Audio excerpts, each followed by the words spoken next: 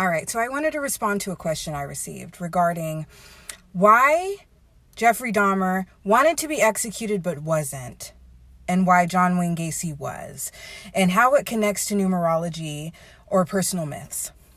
Now, let me tell you this. I'm not here to teach you what I don't know. All I can do is teach you what I do. Okay? And when it comes to any sort of divination technique, I don't care what it is never an exact science. You are not going to be able to uncover exact day by day, minute by minute details. What you are able to learn are certain energies that have no choice but to play out in someone's life in some way, shape, or form. Now, when it comes to wanting to use numerology in an attempt to uncover any sort of details about someone's death, you're going to need a 7-digit sequence. So what I suggest to you is looking at someone's phone number, excluding the area code. Use those 7 digits to get a better understanding of whatever darkness is playing out in their lives or whatever transformative energy is going to play out. In addition to that, you could also use someone's social security number, because that is a 9-digit sequence, and 9 is the number of completion, and completion of life is also a cycle of completion. In addition to that, if you actually go to the courthouse and obtain a copy of your birth certificate, I don't know if it's like this in every county, but in Santa Cruz County where I reside, there is a number that's printed on your receipt that is also 9 digits. You can use that as well to gain some sort of insight. It may not pertain to death, especially if you were not already in the process of dying. Because what I need you guys to understand about numerology, these are numeric resonances. These are numeric frequencies. So you can't just expect to be able to obtain information about some other random person using sequences that you come about or that are related to you or connected to you. Those are going to give you information or insight about you and your spiritual cycles, not theirs. So that's why the best tool I would say is if you can discover his phone number or discover his social security number, and you can try looking into that and see what you can uncover. But that's not necessarily going to give you the information it appears that you're looking for. Because like I said, all divination tools have their limitations. Astrology, tarot cards. You can try and do a tarot reading. I guarantee you're going to meet restrictive energies. You're going to meet limitations because guess what? God did not intend for human beings to know all. Keep that in mind. However, let's talk a little bit more about personal myths, because I alluded to something here. I've done the research on John Wayne Gacy's personal myth, and I discovered parallels with Cerberus. How did I come about Cerberus and knowing that that was the spirit he's being led by? When you understand what personal myths are, they are myths or mythology that associates with someone's spirit. Someone's spirit guides them through life. And when it comes to karmic energies, we often endure the opposite in a reverse manner. Those myths. Okay, so in other words, we reap what was sown by the spirit. We must suffer the karmic consequences of what the spirit we're being led by has done. So if you come across a myth and you're like, oh, I see correlations with my life, but it seems like it's reversed, or I'm in this position instead of this position, that is the concept or the theory of karma at work. It's reversed roles. It's opposite. It's reaping what you've judged, what you've sown, right?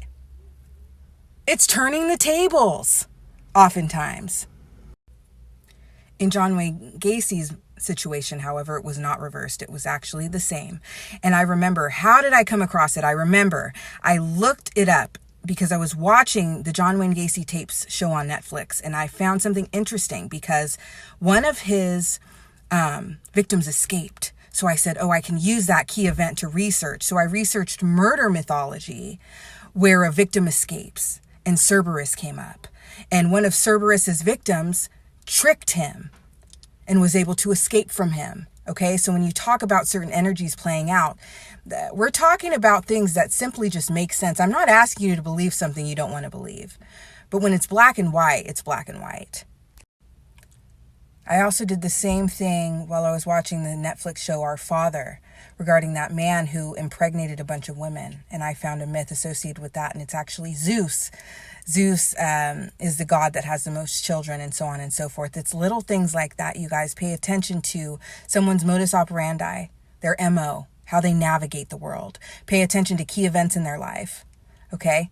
Pay attention to their name and their name meaning. And these are all tools you can also use to uncover certain information as far as karmic matters and so on and so forth. There are so many different overlaying energies esoterically in each and every one of our lives, to where it is difficult if you're trying to use simply one divination tool to be able to pinpoint exactly how someone's going to die, exactly why they died that way, so on and so forth. We're not meant to know everything, but you can use tools to learn much more than you already do. Let me share a personal one with you, however, before I end this video. My best friend was murdered last year by her fiance. My best friend had 3 children. She was an incredibly loving, almost to a fault woman who allowed toxic men to run all over her. Okay? I was curious, so I typed in mythology about a woman murdered by their betrothed.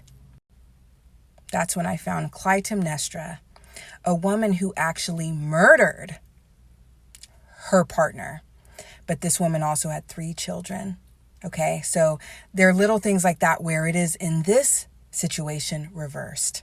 Okay, so that is an example of someone having to suffer the karmic consequences of sins committed by the spirit, not sins committed by them. Okay, because the spirit that is leading her murdered her betrothed. In this lifetime, my best friend was murdered by her betrothed. All right, that's just an example I wanted to share with you guys of my spiritual perspective of things that I've been able to uncover. If you have any additional questions, let me know. Have a great day. I almost forgot. You can also use astrology. Look at the actual degrees of the placements. Use the moon sign specifically because that is indicative of the soul. Use that. Go to constellationofwords.com. Look at the fixed star chart.